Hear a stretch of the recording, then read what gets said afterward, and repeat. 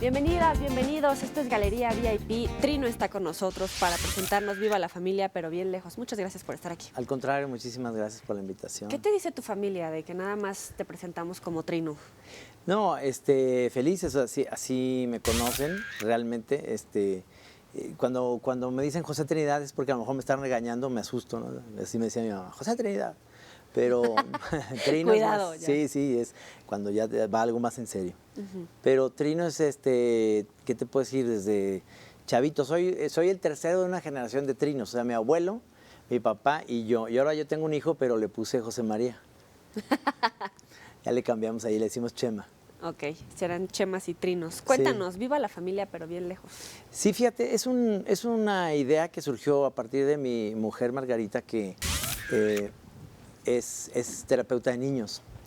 Y me decía, ¿por qué no el siguiente año? Porque en Tusquets he sacado libros como coyunturales. Primero, en el 2010 fue del Bicentenario de la Revolución, entonces hicimos el de las historias desconocidas.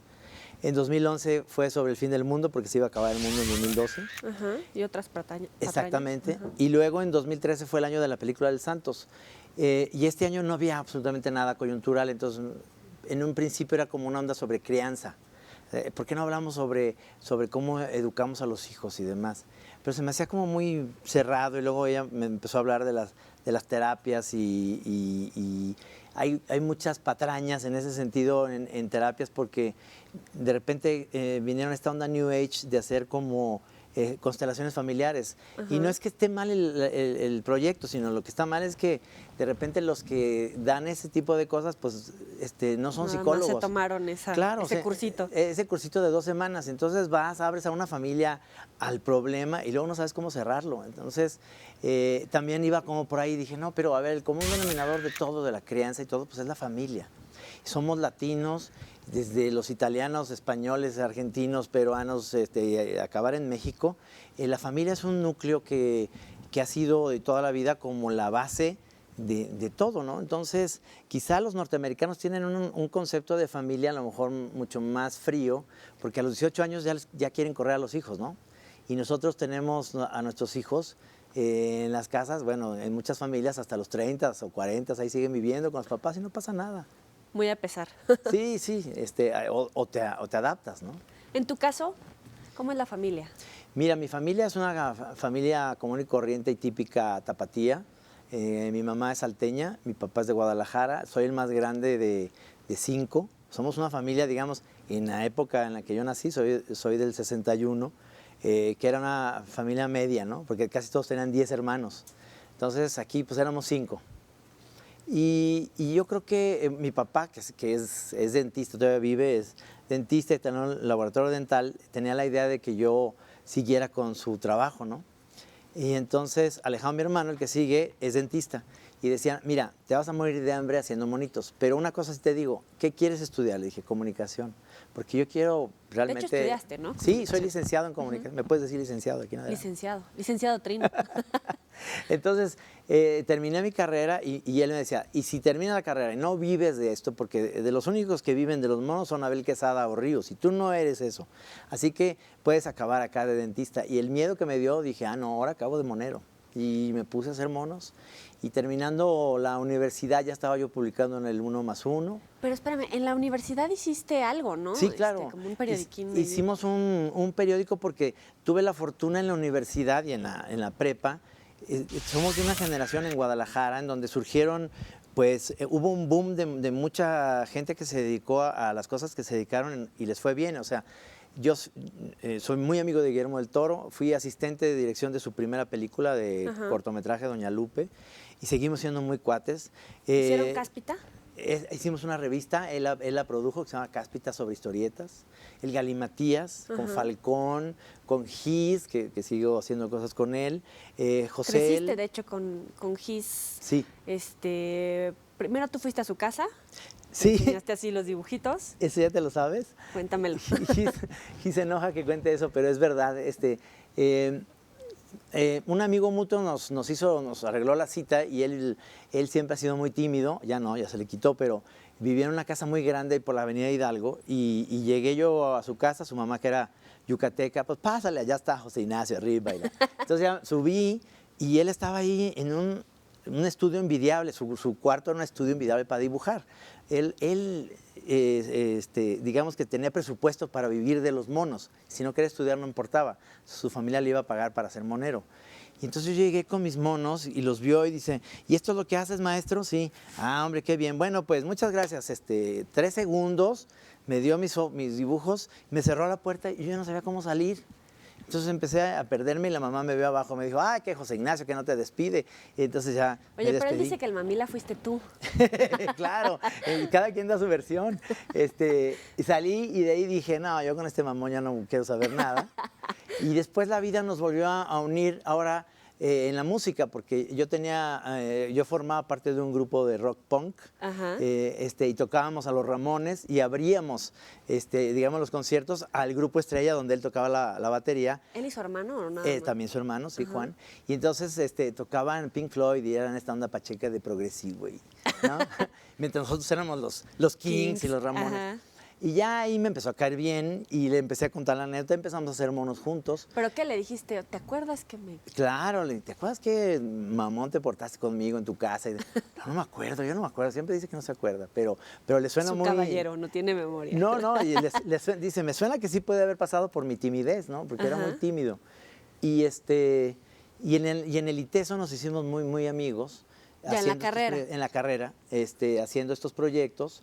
También por ahí estaba Toño Urrutia, que hizo películas, y también surgió el personal también de música. Yo estudié con Fer, el de Maná, y con Ulises y Sheila, que luego hicieron, o sea, eran Sombrero Verde, ahora después Maná. ¿Pero qué instrumento tocas Tocaba bien? en ese momento el bajo. No creo que soy un virtuoso, pero sé tocar guitarra, al menos sé tocar guitarra. Ajá. Y Gis era muy buen baterista. Pero dijo, de verdad dejó la batería porque me quiero dedicar a ser monero. Y en su casa dijeron, no estudies, o sea, salió de la carrera y empezó a ser monero. Él empezó a publicar primero que Falcón y que yo en el 1+1. Ajá. Y gracias a él, que nos hizo una cita con Magú, empezamos a publicar en el 1+1. Oye, pero ahí tampoco les fue tan bien, ¿no? O sea, como que les dijeron, te falta pulirte. Chavos, vienen muy verdes, sí. Pero es lo más chistoso. Empezamos a trabajar y empezamos a trabajar en conjunto los tres. Entonces empezamos a hacer una cosa que se llama La Croqueta, humor perro, y lo empezamos a hacer ahí en la jornada, porque tronó el 1+1 y nos fuimos a la jornada con toda la banda. Y ahí empezamos Gis y yo a trabajar en conjunto, más que con Falcón, un personaje que fue el Santos. Ajá. Y fue difícil en el sentido de que en Guadalajara había solamente 2 periódicos, El Occidental y El Informador. Bueno, siguen estando, pero en ninguno teníamos cabida. Sin embargo, cuando empezamos a publicar en México, como nadie es profeta en su tierra, nos hablaron, nos dijeron, oigan, pues ustedes publican allá, ¿por qué no publican aquí, en El Occidental? Juan José Doña nos invitó a hacer un suplemento de humor que se llamaba Monobloc. Te traicionó. Sí, Molotov es un grupo que yo inicié, pero luego Tito me corrió. Ay, sí, no. Monobloc. Y entonces ahí empezamos como una dinámica de trabajo, ¿no? Oye, y Monsiváis, la revista Siempre y... Él fue el que realmente se dio cuenta que Galimatías tenía un sentido diferente a lo que hacían los moneros de acá, que eran más políticos, y nosotros hacíamos como un humor más social o más pacheco, o más diferente desde Guadalajara. Pero a ver, explícale a la gente, transgresión erótica, ¿cómo se veía eso en dibujitos? Para ser de una sociedad tan mocha como Guadalajara, que ya no lo es tanto, porque ya creció mucho, pero salimos de una sociedad tan cerrada en la que hacíamos muchos dibujos eróticos. Entonces, o hablábamos sobre drogas. Y eso para esos tiempos era como muy difícil de pensar que un grupo de gentes o de moneros hiciera este tipo de cosas desde una ciudad tan cerrada. ¿Y eso le hacías a la droga? Mira, yo empecé muy tarde en eso.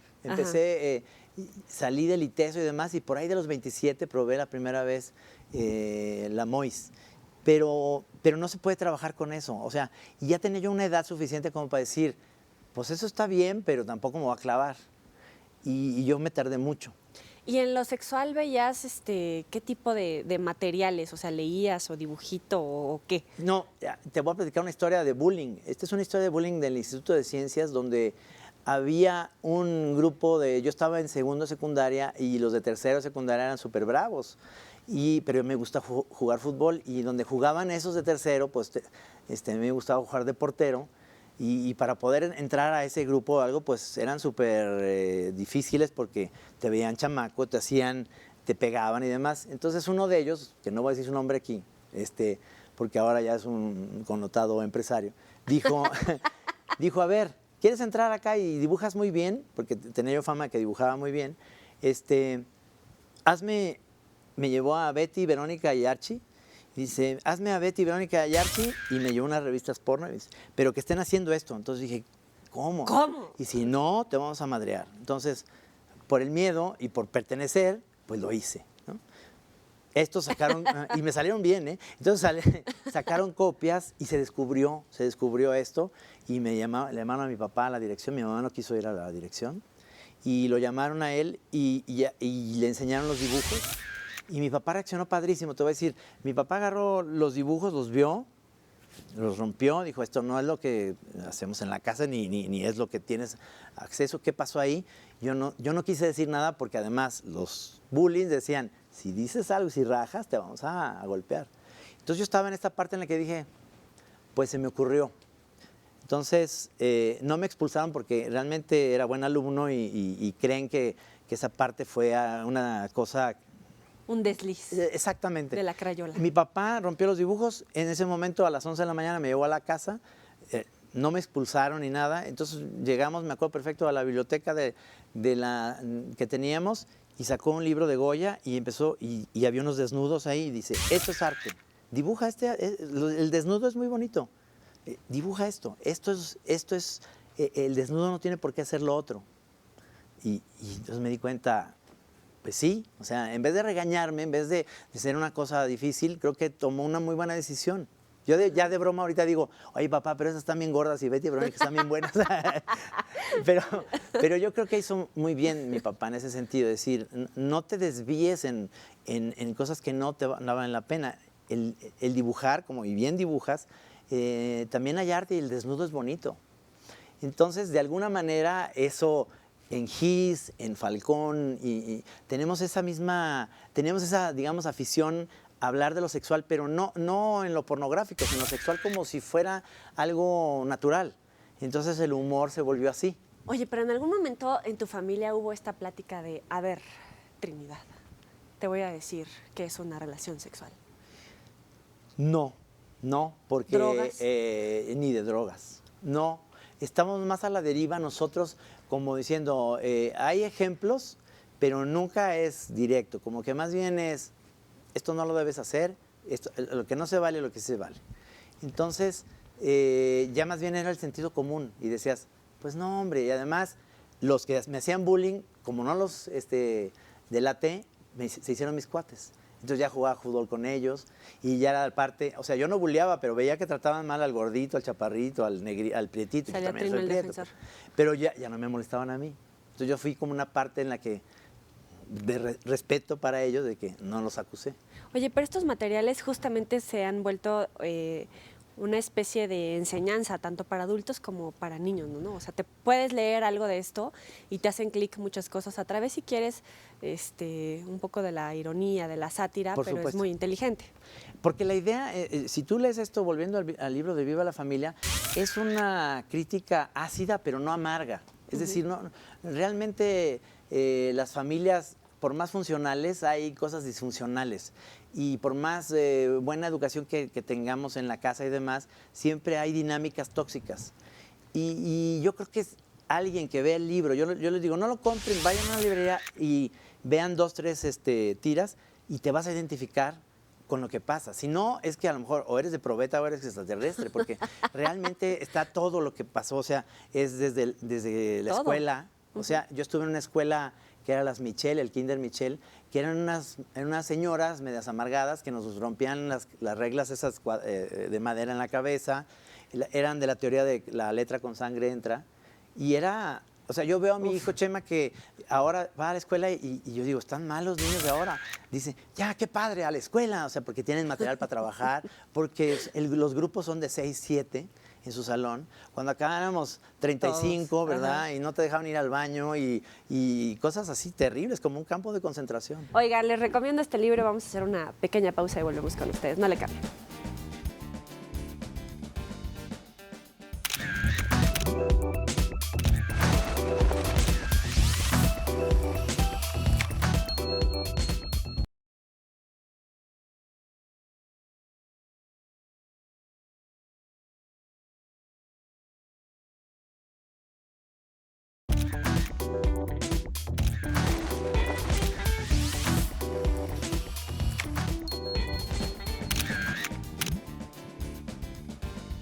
Trino está en Galería VIP, esto es lo que les recomendamos en esta ocasión, pero Santos, ¿es como el personaje de tu vida? Es que ese personaje es un personaje que hago a cuatro manos, diríamos así, porque lo hago con Gis y es algo que me divierte mucho porque es un reto hacer el Santos. El Santos, como se puede ver en muchas de las tiras, está hecho totalmente improvisado. Yo a veces estaba un día el Santos sacándose la borrita del ombligo cuando no sé qué, y luego le pasaba la hoja y era una especie de cadáver exquisito en donde nos poníamos un cuatro a ver qué seguía y cómo lo acabábamos. Hay tiras bien logradas, hay tiras que no, pero de ahí surgió esta como conjunción de trabajo con Gis en el que podíamos unir, por mi lado, el humor, digamos, más infantiloide o más de humor simple con el humor pacheco que él maneja, que es como extraño. Entonces lo metía yo en la dinámica de hacer humor. Y él, entonces yo inventé al Santos, él inventó a la Tetona Mendoza, al Peyote Asesino, yo a los Zombies de Zaguayo y al Cabo. Y en un momento dado, pues entre los dos ya inventamos toda esta galería de personajes, los cerdos y Godzilla y demás. Pero es una historieta diferente en ese sentido. No es como Asterix, que uno dibujaba y el otro escribía. Aquí los dos escribimos y dibujamos. Y logramos, por fin, ya después de mucho tiempo, hacer una película. Y está basada precisamente en estas tiras que hicimos 10 volúmenes, pero no las hicimos exactas como en las tiras, sino hicimos una historia nueva. Augusto Mendoza hizo el guión y nos dirigió el Patas Lozano la película. Y es una película que a mí me gusta y es una película que ha causado polémica porque es una animación para adolescentes y adultos en donde la gente, y sobre todo los ultras del Santos, dicen o la odian o la aman. Así no hay algo en medio que dice, mira, tu película empieza bien, pero luego se cae y luego está bien. No, es una cochinada de película, es una maravilla de película. Entonces... de hecho, ese pleito se repitió en los Arieles, ¿no? Sí, y en los Arieles lo que pasa es que es una burocracia extrañísima. O sea, realmente el Santos se merecía un Ariel porque además no tenemos competencia, pues era la única animación. Pero pues, es que los señores no registraron su película, como si eso fuera ¿me entiendes? Es como pedirle una cosa al Fonca, o sea, queremos pedirte que me des un Ariel. Pues digo, si es la academia, o sea, no nos morimos por un Ariel, la verdad, o sea, pero se me hizo también hubiera sido interesante que se abriera a esa posibilidad. Por supuesto, eso queda como en el aire y dices, chin, man, o sea, sigue siendo en México, sigue siendo los premios, se los dan entre cuates y sigue siendo eso en la industria y es algo que somos muy ajenos, Gis y yo, a eso, a la industria cinematográfica. Hay muchas grillas, como lo hay grillas en todo. Entonces, en México es difícil triunfar porque si triunfas, pues tienes muchas envidias y si fracasas, todo el mundo te da la palmadita y te dice, no importa, es como ir al Atlas, o sea, siempre es, de veras, o sea, nunca vas a ganar un campeonato, pero jugó bonito, ¿no? Entonces, chale, ¿no? Pues hay que ganar un campeonato. Oye, pero de ahí Jesús Rodríguez hizo también una producción propia, o sea, ha servido también para inspirar otras cosas. En alguna de las presentaciones por ahí anduvo Carmen Aristegui, Solórzano, o sea, como que en su momento llegó a atraer incluso a la gente que no necesariamente era cercana a ese círculo, ¿no? Totalmente, y tuvimos la suerte, me acuerdo que Gis y yo la primera vez que estuvimos presentando el volumen 1 del Santos en Bellas Artes, o sea, estaba en Bellas Artes, en además. Bellas Artes, estaba lleno. Entonces, Gis y yo no supimos cómo reaccionar. El Wiri Wiri nos lo presentó, también estaba Armando Vega Gil, y era impresionante esto. Para Gis y para mí fue, o sea, nosotros hacíamos esto desde Guadalajara, y cuando llegas aquí hay tantos fans del Santos que ya no entendíamos realmente si esto, cómo manejarlo. Lo bueno de esta parte es que como vivíamos en Guadalajara y nadie nos pelaba, pues no se nos subió a la cabeza, ¿no? Pero realmente fue un boom muy fuerte. Y afortunadamente después trabajé con Carmen y con Javier haciendo doblajes y trabajé con Andrés Bustamante, que es mi súper amigo, haciendo en Ponchivisión doblajes, o hacíamos un programa que se llama Platicar a su casa, al cual me divertía mucho hacer con él. Y he tenido la oportunidad no nomás de hacer monos, también de hacer programas de radio con Gis, ¿no? La Chora Interminable. Y me saca de mi rutina de estar todo el día haciendo monos, ¿no? Hiciste en Radio Gárgaras, El Festín de los Marranos, La Pitaya Yeye, Planeta Villamelón, en Radio UNAM, La Chora Interminable, que ya la mencionabas. ¿Cómo ha influido en el trabajo de otros locutores o de otros productores de radio llevar los monos y este estilo de contar la historia a contar la noticia en radio? Es curioso porque, bueno, los programas que mencionas no son precisamente de noticias, eran programas de humor. Sí. Y La Chora Interminable, para hablar del más reciente, es como realmente ahora sí que un jamming entre Gis y yo, en donde estamos los dos improvisando sin un tema. O sea, podemos decir, hoy vamos a hablar de cualquier tema, a veces escabroso, a veces difícil. Decimos lo que sea, es un programa realmente en donde hemos podido decir barbaridad y media y nos damos cuenta que hay un micrófono ahí, pero entendemos que casi estamos hablando él y yo como si no existiera ese micrófono. En el momento que nos demos cuenta de que hubiera un público ahí, yo creo que nos pondremos más como cuidadosos, pero luego te sueltas y digo, estoy hablando con Gis como si estuviera hablando en la sala de mi casa con él y estamos diciendo tonterías y nos divertimos haciendo eso. ¿Qué se necesita para llegar a ser un monero de tanto reconocimiento o a la hora de contar la historia, la política, a la hora de hacer esa sátira? ¿Qué se requiere? O sea, tienes que estar muy documentado, muy crítico, muy buen monero. ¿Qué es? Mira, en mi caso, para decírtelo así, no sé qué tanto me doy cuenta de que hacer una tira diaria de verdad es amanecer en la mañana y ver en hoja en blanco y entonces ya hago el recuadro y dice Crónicas Marcianas o Fábulas de Policías o El Rey Chiquito por Trino y luego ya está todo vacío y digo, aquí tiene que haber un chiste y tiene que haber, este chiste tiene que estar acabado antes de las 5 de la tarde porque es la hora que tengo que enviar el cartón y es la disciplina, o sea, todos los días hacer un cartón, antes hacía 2, es realmente un reto, es como... Yo te pongo el ejemplo que antes salía a correr, ¿no? Y salía a correr 10 kilómetros. Y entonces los corrías y terminabas y decías, hoy sí los corrí. Y lo hacías todos los días, o al menos de lunes a viernes. Pero si un miércoles te habías ido de borrachera, al otro día andabas crudo y dices, chale, pues voy a ir a Colomos, que es donde iba, pero nomás voy a caminar. Y lo hacía. Entonces el cartón así pasa. O sea, hay días que los corres, hay días que los caminas. Hay días que la idea sí funciona. Pero lo más curioso del caso, y siempre lo platico en este sentido, es que el lector siempre le da un significado tan extraño a lo que yo quise decir. ¿Te has topado con censura con el regreso del PRI? No hasta ahora, pero incluso cuando estaba el PRI, o al menos cuando gané el premio nacional de periodismo estaba Cedillo, me lo entregó Cedillo, fue en el 2000, yo tenía las dudas si recibirlo o no, porque obviamente no soy un cartonista político, pero el jurado era Naranjo, y yo hablé con Rogelio Naranjo y dijo, ve a recibir el premio, o sea, era un jurado en el que yo y varios decidimos que te lo vamos a dar. No te vas a vender a nada, hombre, recibe el premio y ya. Entonces, obviamente, ahora regresó el PRI, pero pues ya pasó el PAN en medio, entonces ya se abrió todo, no se puede volver a cerrar. Una cosa que nos decía a mí y a mí, Carlos Payán en la jornada, decía, ustedes nunca se autocensuren, aquí el que los va a censurar soy yo. Y eso es una muy buena postura porque Payán nos ha haber censurado de tantas como unas 3 o 4 que sí eran censurables, la neta, se nos pasó la mano. Pero luego a veces no iba a revisar y salían unas buenísimas y luego nomás nos hablaba, oigan, se les pasó la mano, ¿qué onda? Entonces volvíamos a bajarle, pero luego le volvíamos a subir. Y nuestra misión era, vamos a ampliarle a los censores su visión, hasta ver hasta dónde podemos llegar. Va bien. Pero no, en realidad en política nunca me han censurado porque no soy cartonista político.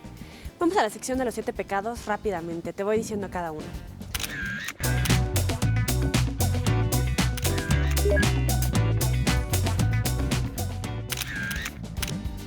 Avaricia.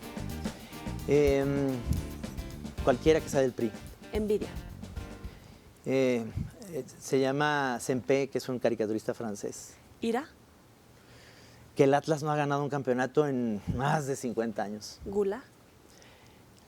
Me encanta toda la comida hecha con amor y con cariño que hace Margarita. Lujuria. Margarita. Hablando de Margarita. Sí. Pereza.